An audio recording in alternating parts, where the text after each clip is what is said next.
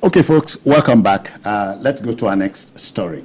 You know, wage slavery is a term used to criticize exploitation of labor by businesses that keep wages low or stagnant in order to maximize profit. Now, the Nigerian Labour Congress, NLC, equates salary earned by workers in the country as a slave wage.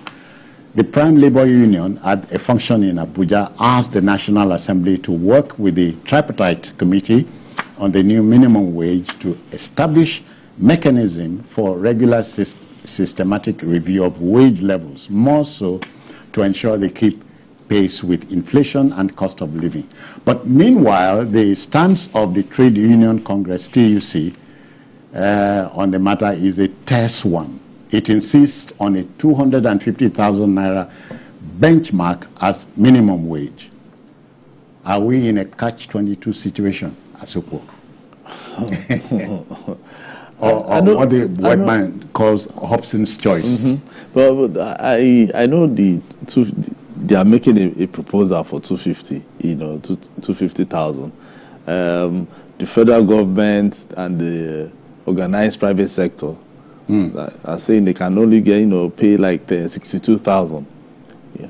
But I know the president, in his wisdom, is going to come up with something that, will be able to, help cushion the, economic the effects of the removal of fuel subsidy, because already the inflation is high.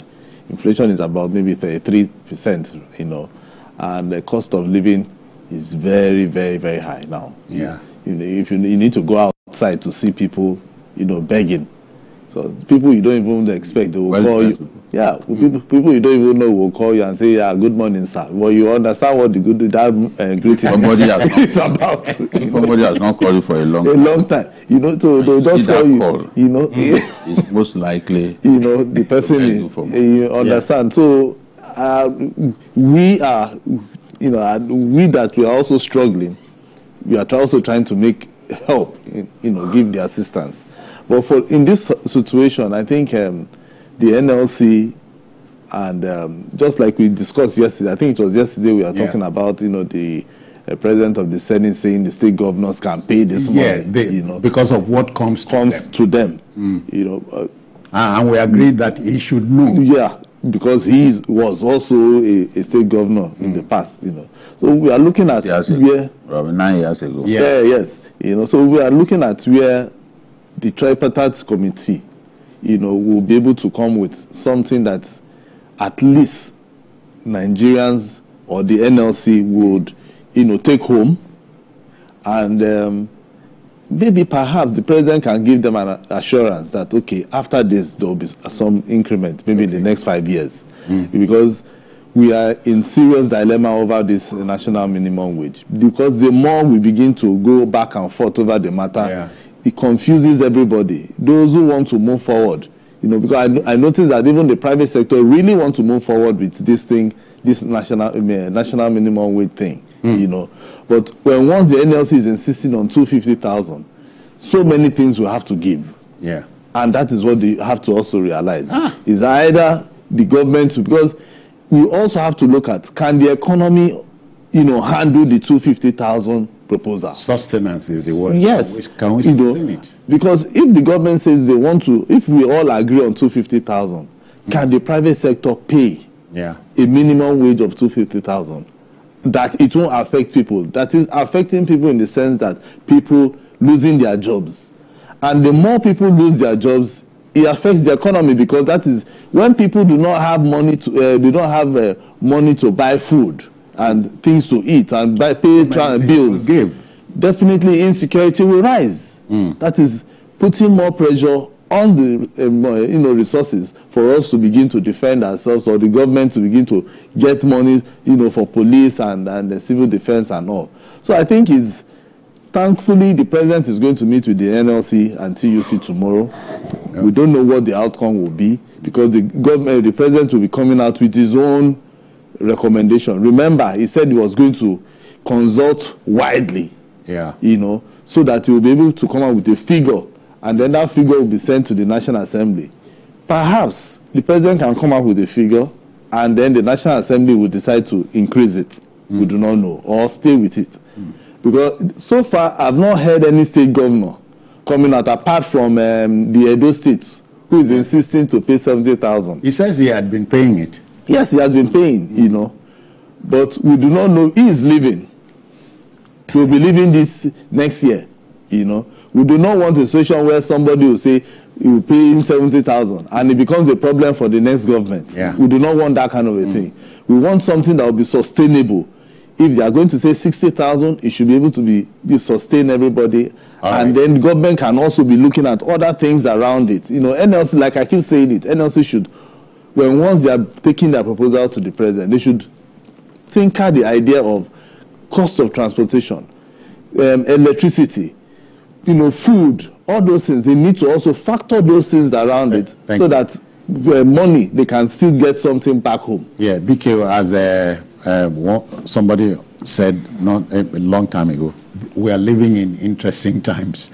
And so we are wondering if this debate on the national minimum wage would end soon, sooner than we thought.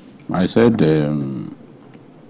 some time ago when the Ajero-led NLC issued an ultimatum, even decided to go on strike, that these are not negotiations that end in a hurry.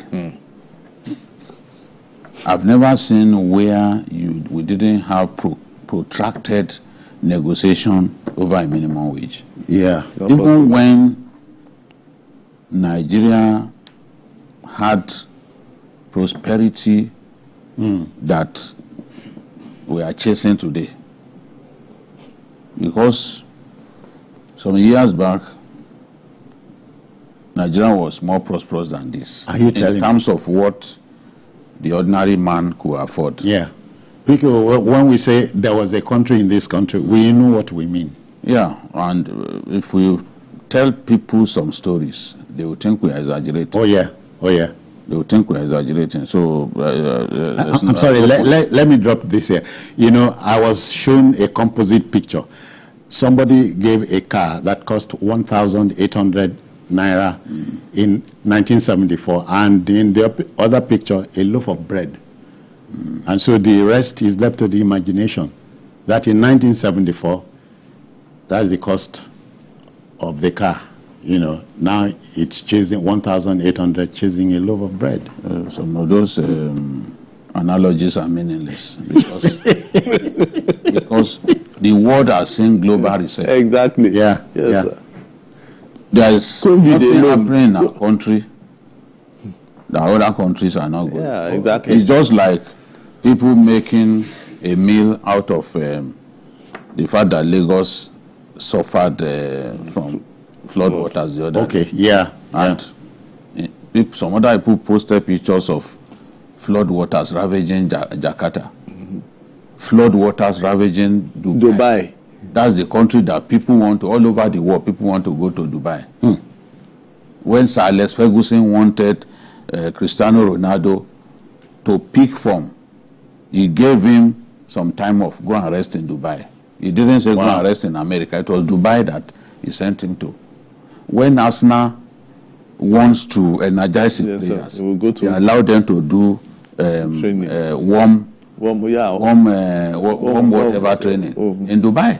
And then they come back to face the real deal. Yes. The business end of the season. So these things happen. People should not. Are they saying that even in America, prices have not climbed over the years? So I'm not enamored of things like that. No. No matter how bad things are, those who will be prosperous will be prosperous. Those who are hardworking will still find a way to get by. So let's not distract ourselves. Yes, let's not distract ourselves by some of the things we see on social media. Now, for me, Labour has to be commended for coming down from a high horse. Yeah. Because they were talking about 650. No, 650,000. Initially. They came down to 400. 400. You know, TUC reduced their own from the beginning. Later they said, no, we are streamlining with NLC. Yes. They went that high. Now they've come down to 250. I still don't believe that a minimum wage of 250,000 in Nigeria is practicable. Oh, yes. I'm not going to get emotional over this kind of thing. I'm not like the ordinary Nigerian who is extremely biased in looking at issues. Oh, yeah. I want to give the other side a chance. Now, if you are saying, passionate, yeah. Yes, because I have nothing to lose by being objective. If you are saying, okay, you want 250, we have people in government, we have people in the top echelon of the civil service, in the NLC. Let them come up with alternative figures. You understand? That we are convinced that Zamfara can pay 250,000 per month. Okay, this is what comes to Zamfara every month. Yeah. If they pay all of their workers 250,000, they will still have so much left to take care of other things, to build roads, to deepen what we call delivery, competing demands. You know, to evacuate refuse, because refuse is one of the highly capital intensive, when it comes to evacuating refuse, highly capital intensive. Build schools. Build schools. Because in our country and anywhere else, it is not government workers alone that are entitled to be taken care of within the resources available to the government. So if you say 250, you stand by 250,000. Okay, show us figures to show that if they pay this 250,000 based on what these states earn at this time, based on the debt servicing component of the whole thing. That's it. Because people don't look at those things. Look at a state like Kaduna, for example. Of course, now they spend a lot of money on debt servicing.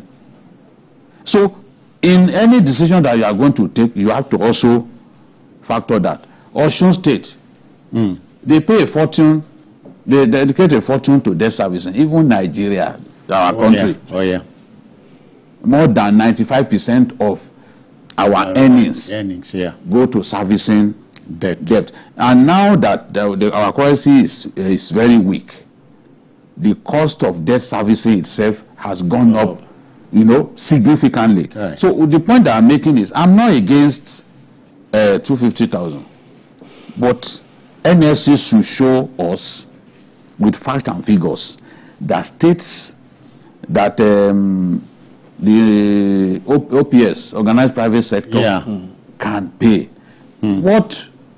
When you talk of minimum wage, it is something that everybody must pay. Yes, we've turned it to a joke in our country. Exactly. Because it is possible to say, okay, President Tinubu, look, you have to pay this. It's not his decision alone. That's why it's called a tripartite committee. People give the feeling that, oh, Ashwa Tinubu will just come and say, okay, 250. If he says 250, if others can't pay, is he going to give them money to pay? If he says 250, and Oyo cannot pay, and Zamfara cannot pay, and Ekiti cannot pay, what do we do? That's why he has to hammer out a deal.